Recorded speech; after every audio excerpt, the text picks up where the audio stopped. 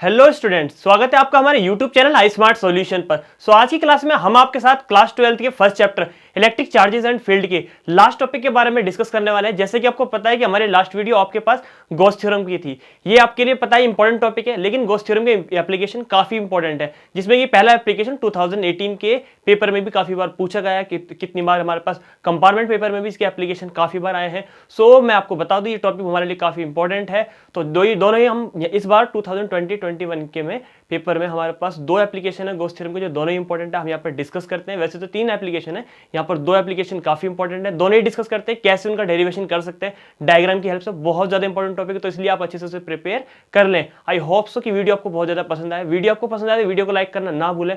अगर अभी तक आपने बेल आइकन प्रेस नहीं किया तो बेल आइकन को प्रेस जरूर कर दें, जिससे कि आने वाले सभी चैप्टर्स के नोट्स, लेटेस्ट टॉपिक आपके पास टाइम टू टाइम पहुंच सके। थैंक्स।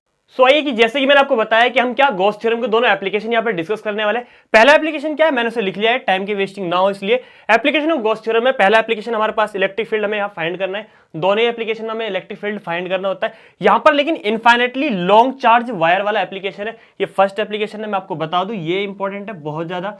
दोनों ही एप्लीकेशन इक्वल मार्क्स में इंपॉर्टेंट है, मतलब जितने चांसेस इसके होते हैं उतने ही चांसेस इसके होते हैं। 3 मार्क्स में काफी बार एग्जाम्स में पूछे भी गया है। गॉस थ्योरम का कॉन्सेप्ट कभी कभी 2 मार्क्स में भी सिर्फ गॉस थ्योरम आई है या सिर्फ एप्लीकेशन आया, दोनों को कंबाइन करके 5 मार्क्स में भी इसका क्वेश्चन काफी बार एग्जाम में पूछा गया है। तो देखते हैं क्वेश्चन किस तरीके से इसका आर्टिकल होना है। मैं आपको सारा बेसिक अच्छे से समझा देता हूँ। मैं आपको बताऊं, एक मेरे पास लॉन्ग चार्ज वायर है, चार्ज आपको दिख रहा है, पॉजिटिव चार्ज है। अब क्या है, जब ये पॉजिटिव चार्ज है तो इसका इलेक्ट्रिक फील्ड कहाँ होगा, आउटसाइड होगा।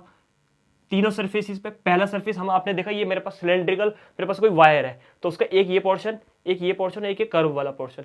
सिलेंड्रिकल क्यों दिखाएगा, आपने 10th क्लास में मैग्नेटिक इफेक्ट वाला पोर्शन पढ़ा होगा। वायर है तो वायर के चारों तरफ इलेक्ट्रिक मैग्नेटिक फील्ड का पोर्शन होता है। सेम ऐसे ही यहाँ पर एक चार्ज वायर है तो उसके पास इलेक्ट्रिक फील्ड क्या, चारों तरफ इलेक्ट्रिक फील्ड होने वाला है। तो इसलिए वो कैसी शेप बनाएगा, आप 3D फॉर्म थोड़ा सा इमेजिन करें, वो एक सिलेंड्रिकल फॉर्म बनाएगा। तो सिलेंड्रिकल फॉर्म में 3 सर्फेसेस आएंगे, एक तो अपर सर्फेस आएगा, एक ये मेरे पास ये वाला सरफेस आएगा और ये कर्व सरफेस आएगा। सो मैंने नाम दे देता हूँ, इसे हम E1 दे देते हैं, E1, ये E2 और ये E3। लेकिन मैं आपको बता दूं, ये E1, E2, E3 तो है, तीनों का मैग्नीट्यूड क्या होगा, सेम होगा। हमने इलेक्ट्रिक फील्ड के बारे में पढ़ा है, क्या होता है इलेक्ट्रिक फील्ड का, सेम इलेक्ट्रिक चार्ज वायर है, इसके सभी पॉइंट पर हमारे पास इलेक्ट्रिक फील्ड क्या होगा, सेम होगा। बात करते हैं सरफेस एरिया की। यहाँ पर सरफेस एरिया, इसको हम नाम दे देते हैं DS2, इसको DS1, इसको DS3, कोई सीरियल से नाम दे दिया, S1, S2, S3 surface area है।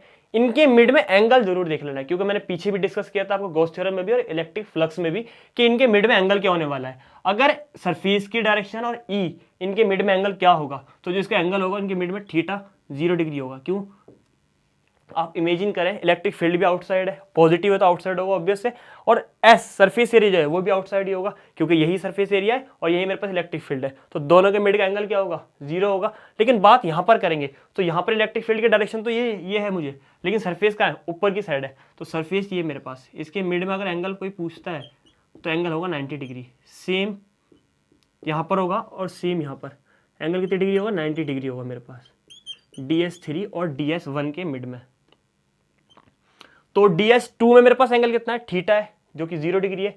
ये 90 और ये भी 90। क्यों है, रीजन क्लियर है, मैं आपको बता दूं। यहाँ पर DS1 मतलब DS1 E और E1 आपस में क्या है, परपेंडिकुलर है। ये दोनों क्या है, आपस में पैरेलल बोल सकते हैं, और ये भी परपेंडिकुलर है। तो ये पैरेलल वाला एंगल हमारे पास 0 डिग्री हो जाएगा, ये दोनों 90 हो जाएंगे। सो कंक्लूजन क्या है, मुझे क्या फाइंड करना है, इलेक्ट्रिक फ्लक्स फाइंड करना है, सॉरी इलेक्ट्रिक फील्ड फाइंड करना है। इलेक्ट्रिक फील्ड फाइंड करने के लिए मुझे सबसे पहले क्या करना होगा, हमने इलेक्ट्रिक फ्लक्स का फॉर्मूला पढ़ा है। इलेक्ट्रिक फ्लक्स हमारे पास इलेक्ट्रिक फील्ड फाइंड करने का प्रोसेस ही होता है। तो किस तरीके से मैं फाइंड कर सकता हूं, मैं टोटल की बात करता हूं। द इलेक्ट्रिक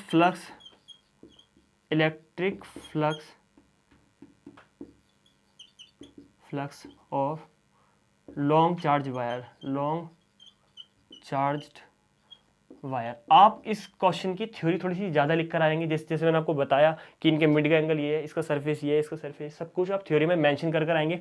तो इलेक्ट्रिक फ्लक्स का फॉर्मूला हमने क्या पढ़ा है, फाई E इक्वल में E.ds, ये हमने इलेक्ट्रिक फ्लक्स पढ़ा है। अब कैसे इसे सॉल्व करें, इसका पोर्शन बहुत इजीली हमने पढ़ा है। अगर मेरे पास डॉट प्रोडक्ट है, डॉट प्रोडक्ट को कैसे सॉल्व करते हैं, A.B का फॉर्मूला क्या आता है, AB cos थीटा। लेकिन उससे पहले मेरे पास सरफेस एरिया 3 पार्ट में है, S1, S2 और S3, तीनों पार्ट में अलग अलग हम ब्रेक कर लेते हैं। सो मेरे पास यहाँ पर क्या आएगा, E1 ds1 cos θ1, पहले वाले को लिख लेते हैं। सेम ऐसी E2 ds2 cos θ2, E3 ds3 cos θ3। तीनों पोर्शन को मैंने ब्रेक कर लिया, ये मेरे पास इलेक्ट्रिक फ्लक्स हो जाएगा। अब पहले वाला पोर्शन देखते हैं, वहां पर मेरे पास cos θ1 इन द सेंस पहले वाले सरफेस एरिया का एंगल कितने डिग्री दोनों के मिड में, 90, 0, 90।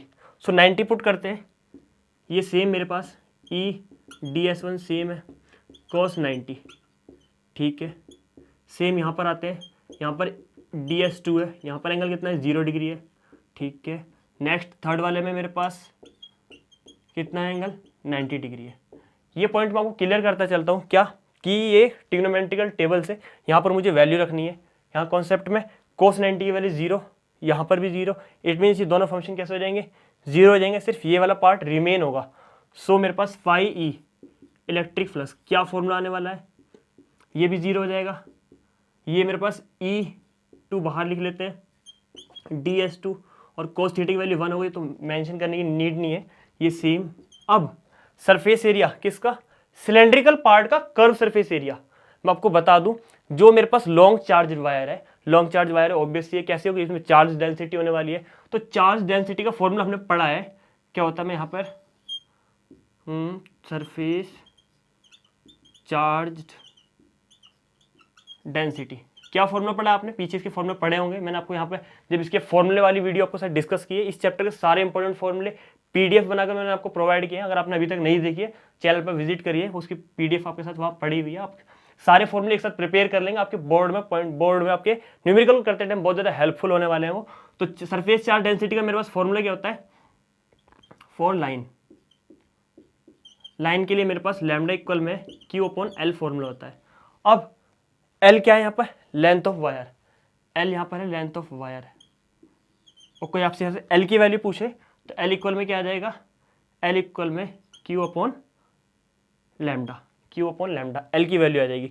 सेम यहाँ पर आते हैं, पहले सरफेस एरिया की बात करते हैं। सरफेस एरिया क्या होता है सिलेंडर का, 2πRh, हमने पढ़ा है 10th स्टैंडर्ड में, 2πRh। R क्या है, R मैं आपको यहाँ पर मेंशन कर दूं, इस पॉइंट से E तक के डिस्टेंस है सरफेस एरिया। मींस हम आप बात करें सिलेंडर की क्या होती है, रेडियस होती है R, और वहाँ पर H जो होता था हाइट होता था, यहाँ पर H क्या है, L है, ये ध्यान रखना है आपको। तो सरफेस एरिया क्या हो जाएगा, E2 2πRh की जगह क्या आ जाएगा, L आ जाएगा, और मेरे पास फाई सेम। अब हमने गॉस थ्योरम पढ़ा है, गॉस थ्योरम में फाई E का फॉर्मूला क्या होता था, Q/ε0। ड्राइव क्या है, अगर आपने गॉस थ्योरम प्रिपेयर नहीं है अभी तक, प्रिपेयर कर लेना अच्छे से आपको। ये E2 को हम E मेंशन कर लेते हैं क्योंकि मुझे E फाइंड करना है। अब L की वैल्यू क्या रखें यहाँ से, Q/λ, कुछ डिडक्ट होएगा, yes, Q cancel bye Q। E मुझे कैलकुलेट करना है, E कैलकुलेट करना है, divide change into multiply λ/2πr 2πε0r। आपके इस फॉर्मूले से छोटा सा कंक्लूजन निकल रहा होगा। कंक्लूजन क्या है मैं आपको बता दूं अच्छे से। ये फॉर्मूला मेरे पास किसके लिए हो गया, इलेक्ट्रिक फील्ड के लिए हो गया। और क्या कंडीशन थी, इनफाइनेटली लॉन्ग चार्ज वायर थी। गॉस थ्योरम की हेल्प से मैंने प्रूफ किया, गॉस थ्योरम का हमने यहाँ पर यूज़ किया है। गॉस थ्योरम आपने पढ़ा हो, इलेक्ट्रिक फ्लक्स का हमने फॉर्मूला वहाँ पे ये ड्राइव किया है बहुत अच्छे से। गॉस थ्योरम भी आप प्रिपेयर कर लीजिएगा, आर्टिकल उसका भी इंपॉर्टेंट है।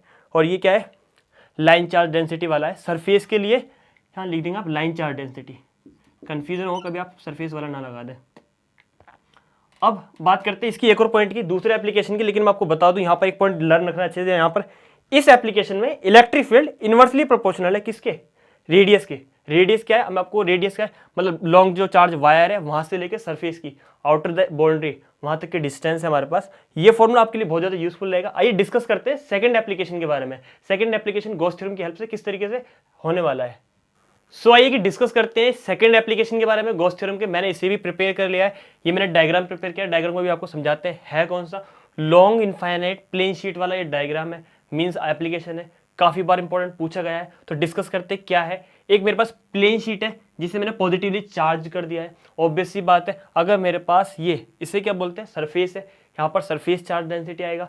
सरफेस चार्ज डेंसिटी क्या आएगा मैं आपको बता देता हूँ। जैसे पीछे क्या था, यूनिफॉर्म लीनियर चार्ज डेंसिटी था। लीनियर मतलब एक लाइन थी, एक लीनियर एल वाला पोर्शन था। लैम्डा इक्वल में Q/L फॉर्मूला होता है। ये सरफेस है तो इसे क्या बोलेंगे, surface charge density, surface charge density क्या होता है फॉर्मूला, उसके लिए आपने पढ़ा है।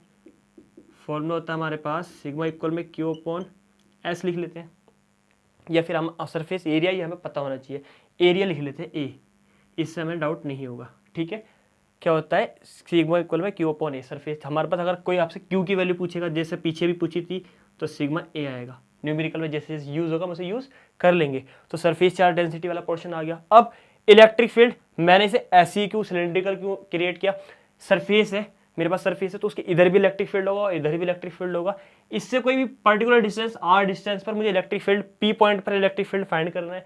ये इधर वाला पोर्शन और इधर वाला पोर्शन दोनों इक्वल होंगे, जो शीट है वो मिड में होगी, ये वाली डिस्टेंस और ये वाली डिस्टेंस इक्वल है। और आपको मैं बता दूं ये पॉजिटिवली चार्ज है। सरफेस चार्ज डेंसिटी सिग्मा मेरे पास अगर पॉजिटिव आता है, मीन्स ग्रेटर देन 0 आता है, तो इलेक्ट्रिक फील्ड कैसा होगा, आउटसाइड होगा, अवे फ्रॉम द सेंटर बोल सकते हैं।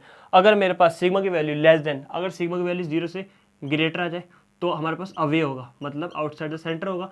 अगर ये लेस आ जाए 0 से, मीन्स नेगेटिव आ जाए, तो मेरे पास कहाँ पर होगा, टुवर्ड्स द सेंटर होगा, अंदर इनवर्ट साइड में होगा। दोनों पोर्शन, डायरेक्शन वाला पोर्शन ऑलरेडी डिस्कस कर चुके हैं। डायरेक्शन की वीडियो कहाँ पर डिफरेंट केसेस में इलेक्ट्रिक फील्ड और फोर्स की डायरेक्शन कैसी होगी ऑलरेडी आपके साथ डिस्कस कर चुके हैं।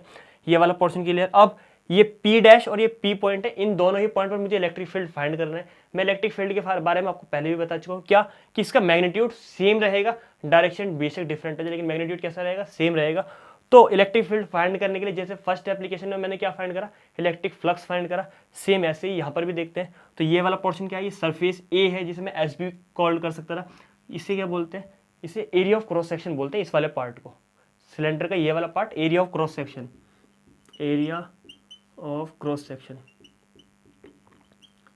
अब हम देखते हैं इलेक्ट्रिक फ्लक्स। इलेक्ट्रिक फ्लक्स का फॉर्मूला क्या होता है हमने पढ़ा हुआ भी है। दोनों ही पॉइंट पी और पी डैश पे electric flux at P and P dash, दोनों पे मैं कंबाइन कर या E1 E2 कर भी हम फाइंड कर सकते हैं। लेकिन E1 E2 कर बाद में हम चेंज कर लेंगे, कोई इशू नहीं है, लेकिन सेम रहेगा। तो E लिख लेते हैं। क्या होता है फॉर्मूला इलेक्ट्रिक फ्लक्स का, E इंटू ds को मैं A लिख लेता हूँ। अब पहले A डॉट बी, सेम वही वाला प्रोसेस लास्ट वाला, दोनों की डायरेक्शन सेम है।